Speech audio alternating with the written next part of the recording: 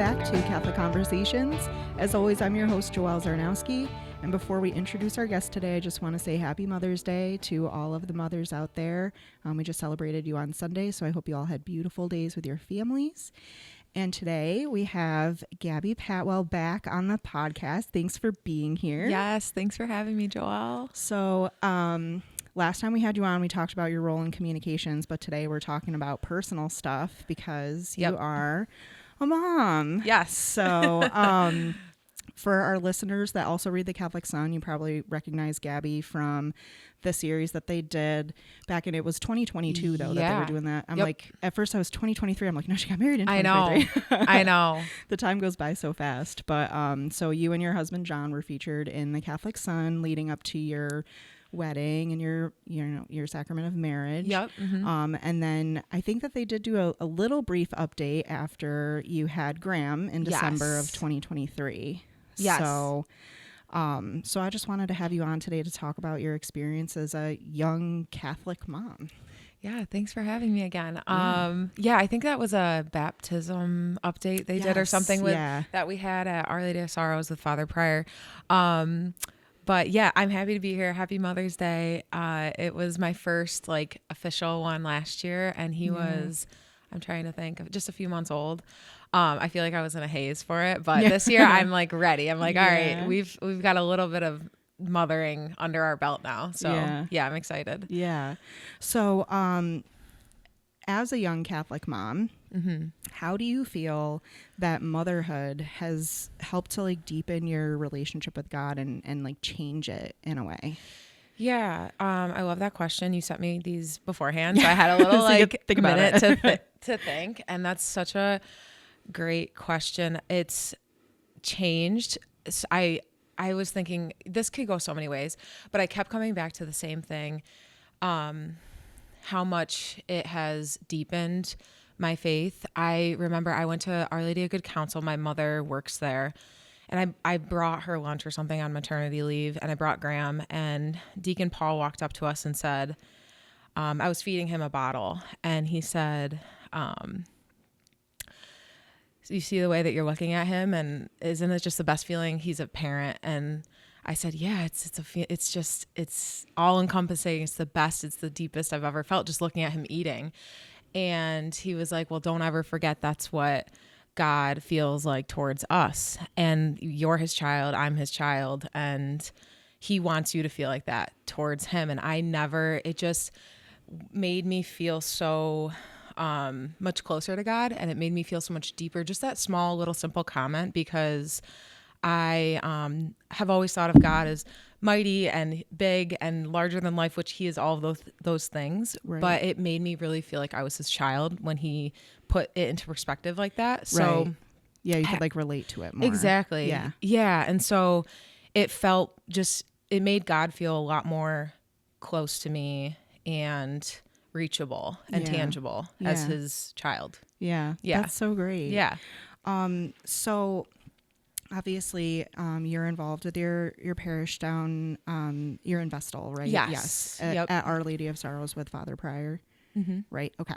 I'm like trying to make sure I have all these. You have a lot of guests on this podcast. So, and obviously you had Graham baptized, so you're, bringing him into the church and you're having him experience that. So how do you feel that like the community of the Catholic Church really plays a role in like your young family and like trying to raise your children in the Catholic faith? It's huge, and we're so blessed, and I'm so grateful. I can't even begin to imagine what we would do without it, because just having a wonderful pastor and having, people that I get to work there, I get to live it. It's personal, it's a business, it's everything for me. So that's just the greatest gift, and I never take it for granted. I think I was, just a funny little story, I think I was 5 weeks postpartum, and the ladies there asked me to come in for lunch and that they would hold the baby, and they were like secretly taking him from me and everything, which was wonderful. They just love babies there. But just that lunch was the first time I got up, I got ready. It made me feel so connected. It was the first thing I had to like go to, because I was on maternity leave, so I didn't really have anywhere to be. But their support and that lunch was just, it meant so much to me, because all the way through, I'm thinking back, like a lot of the women here at the diocese, they threw a bridal shower, a baby shower for me. Just they're super small and quaint, but so meaningful. And so just the fact that I get to have a husband and a son that's experiencing those fruits right in front of us, like it's just the greatest gift ever. Yeah. Well, and they seem to really love Graham at your parish, because I saw the pictures of him in his little pumpkin outfit. He advertised. So I'm already getting him into advertising there communications. Yep. He advertised our pumpkin sale there. Yeah. And so Father Pryor was, if you haven't seen it, it's pretty funny, holding him as a little pumpkin. So hopefully maybe next year we'll have him be another pumpkin. But he's a little evangelizer too, which is just so cute. Starting him right out the gate. Oh, I love it so much. So of course, as you know, a new mom, like Graham turned 1 in December, and so now he's at the age where he's like getting curious, moving around a lot. I love it when you bring him here and he's just like zooming all over the place, and you're, you know, trying to keep up with him. And so of course, I'm sure that you experience moments of like, you're exhausted, you feel overwhelmed. And, you know, I think that all parents experience that, not just new parents, but even like when your kids get older. Yeah, exactly. So how do you rely on your faith to help you through those moments where you just feel like, oh, I'm so tired, I don't know if I can keep going today? Yeah, I definitely have never felt like that until I became a mother. Graham is like the perfect baby, and we were so blessed. Like in every way, he's so chill. He never cried. Like he still is just so much fun, and he's so perfect in every way. But he never slept. Like he still doesn't sleep.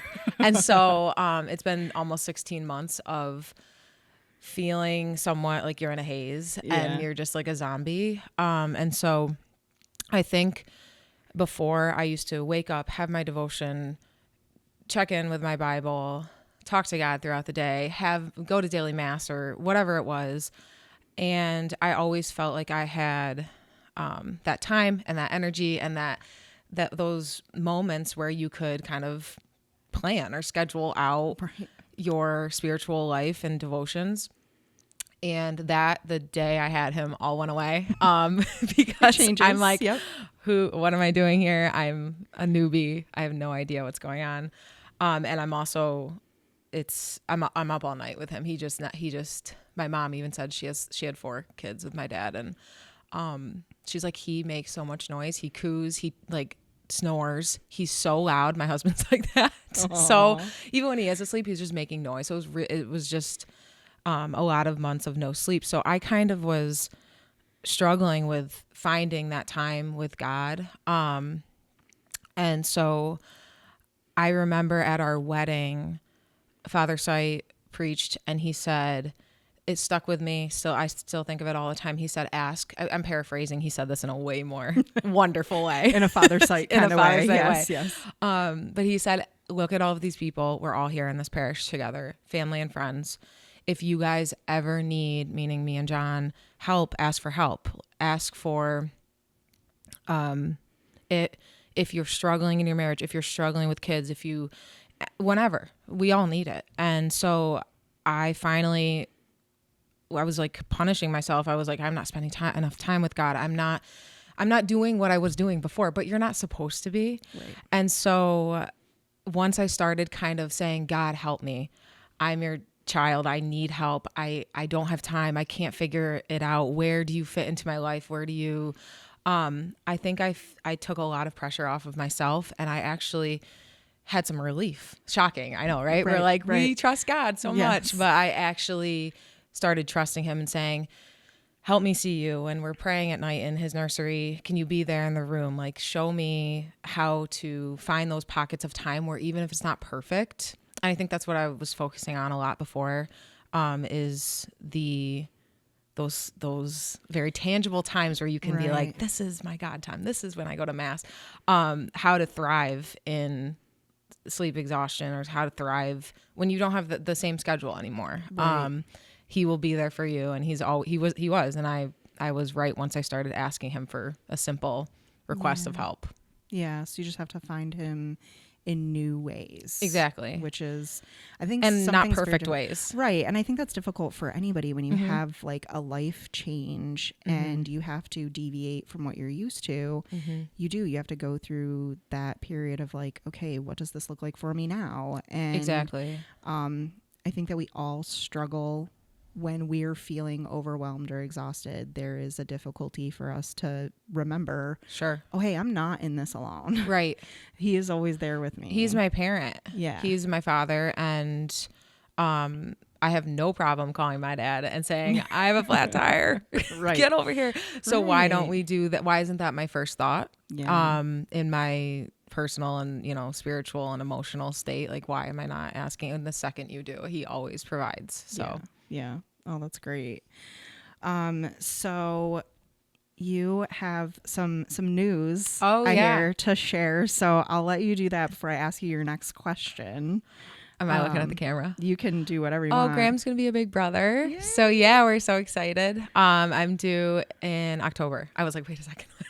When is it? Before with Graham, I was like, hurry. And now I'm like, John, we have to do all these things. Like, slow down, baby. You can just stay put. Yeah. But yeah, we're so excited. And Yeah. so blessed. I'm so excited. Yeah. Congratulations. Thank you. I'm super excited for you guys. Thank you. So now you're going to have not only Graham to consider, but his little baby brother or sister. Yep.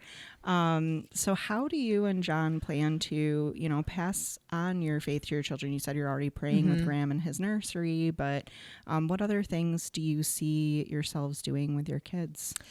Yeah, we talk about that all the time because there's a lot of options now. Yeah. I feel like there's so many resources that even like our parents and grandparents didn't have. So I feel really lucky about that, just with like as far as homeschooling or co-ops or groups or things where a lot of people of the faith can just go on social media and find something. And like moms are so organized on there. I'm finding they're like, we have this at 7 p.m.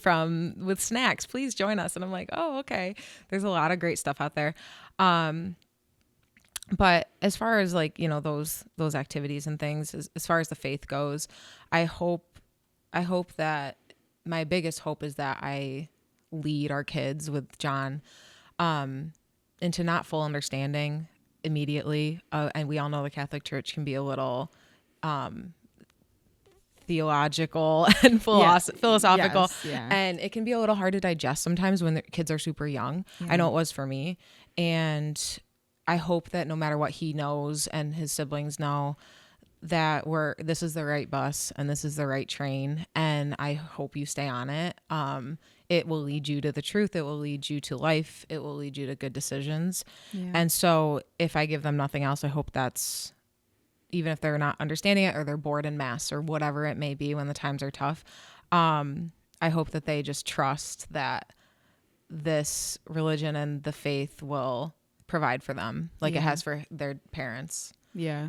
Well, and I think that, that's sometimes it's just setting the example of having them there with you. So like the praying with him in his nursery or praying before a meal or taking them to church. I know that that's something that I feel like a lot of times new parents, especially if they have maybe their child doesn't sleep so easily or they have a baby that's super colicky and they want to go to mass, but they're like, well, I don't want to go because I don't want to take the baby because they might, interrupt it. And it's like, you know what? Hearing children in the church is so like, it should be, it is for me. It's so uplifting. Yeah. Because that's the future of our church. So if there are no kids in the church, there's no future of the church. Right. So I know like my mom was a huge proponent of like, you're coming to mass every Sunday. And if I have to take you out in the hall because you need a minute to like calm down or whatever, fine. But the only way that you learn and become comfortable with it is if you're there. And that's what gives it value. Right. That's what, like, you see your parents doing something. Like if you're making a point to do the dishes and the laundry and you're not making a point to do that, like that's the most important thing. Yeah. And so, there's been so many times where John and I showed up in those early days. And I mean, I'm like, I have like throw up on me and t-shirts and I don't look right for mass. And I'm just like, we'll just go in the back corner over here so we can run right out. Yeah. But I'm like proud of us that we did do it. Yeah, exactly. Well, and your community wants you there too. And then you're building a larger family for your children. I know like for me, growing up at St. Mary's was like an extension of my Sure. family to That's me. amazing that it was like that for you. Yeah. And like even now, like there are people that are there that I've known since I was a toddler. And that's how it should be. Yeah. Family. And I just can't imagine not having those people in my life. And it does. It feels like you're just like going to an extension of your home. Yep. And I think that by doing that with your kids, you're just creating that for them, and you're creating that village. Yes. That it takes a village. It does. Right? Yeah. And it's so great too that like you have a family that's super involved in their faith, and so your his aunts and uncles are there to support him. His grandparents are there to support him, and yeah, I think that if I didn't have that growing up, I'd be in a very different place in life now. Absolutely. It's a gift given to us for sure. It's so nice. I'm grateful for Our Lady of Sorrows too. I've been going there forever, and they are like, I see Graham now. It's so full circle where he's in the gym after mass and they do donuts and coffee. Yeah. And there's like a group of like 13-year-old boys running back and forth playing basketball, and he's like on the other end of the gym. Yeah. And they're already past him, and he's like, all right, I gotta truck on back. And then they've already ran back. Oops, I'm hitting things. And he's just like doing his best to fit in one. But I'm like, you will be here doing this for years to come. So yeah, that's so great. So before we wrap up, as a new mom, you have another on the way. So you kind of have a little bit of experience under your belt now. Yes. A moment of it. Yes. So what encouragement would you want to offer to other young Catholic moms to be? Maybe they're in the process of family planning and they're hoping to have a child soon. What encouragement would you offer to them? Yeah, what would I offer?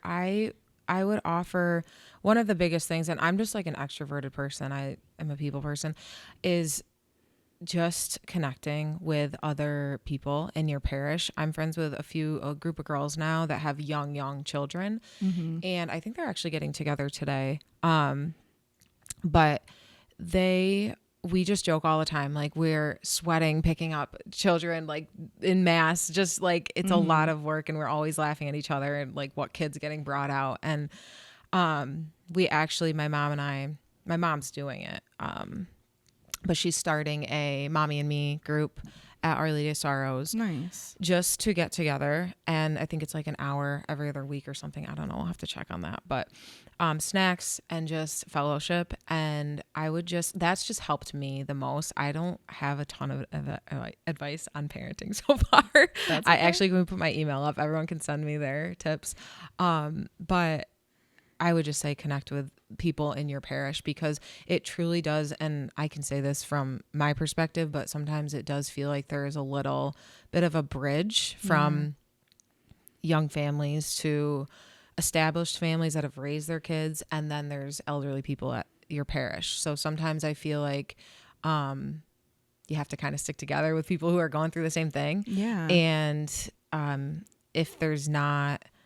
if you're not feeling like you're experiencing anyone that's in the same boat as you, just reach out to your parish and say, hey, could I get a couple of people together to meet after mass, or could we make a group or go support each other somehow? Yeah. I know they, this group of girls is doing they did a Lenten, Zoom meet once a week. Yeah. So just little things, I would say, connect with other women or moms or couples, and just see what they're up to and form a base of friends and people that are of the Catholic faith too. Right, like a little support system. Yeah, absolutely. Yeah. I think that's great advice, honestly, because like parenting's going to look different for everybody, but that idea of like how you nurture yourself while still showing up for your kids, like you can't pour from an empty cup. Right. So you got to make sure that you're taking care of yourself too. Sure. And I think that having that support system is a really great way to make sure that you're doing that. Sure. And if you're having a day where you're like, I need adult interaction, I am at home with the kid all we do. all and a lot of day, these moms are stay-at-home moms too. Yeah. I only work once a week, so sometimes I do feel like just a stay-at-home mom. So it really helps with what you're saying. It helps with everything. Like we can just like laugh at the craziness and just have conversations. Like it's not even like we're reading deep Right. works of art, but Right. we're just connecting on a woman level. So Yeah. Yeah. Well, and you have that faith piece in common. exactly. So And you we know that see you have things through the support same in that. lens. Yeah. Yeah. No, that's so great. Yeah. Well, thank you again Thanks for having me. coming and sharing your experiences as a Thanks. mom, and can't wait to see Graham again soon. I know, I And should then bring your him new for little one. The next Yeah, one. he should be, once he starts like actually talking, Yeah. we'll have him on as a guest. We Why not? should. That would be interesting. Yeah. Well, right now he's only saying goal and ball. Oh, okay. So we have we a can talk little about time. sports. Exactly. Well, maybe in the Yeah. fall when football is Right? back on, we'll have him on. He can give us a recap. Yep. But awesome. Well, Thanks, thank you Joelle. again. Happy Yeah. Mother's Day, everyone. Yeah, and thanks to our listeners. We'll see you next week.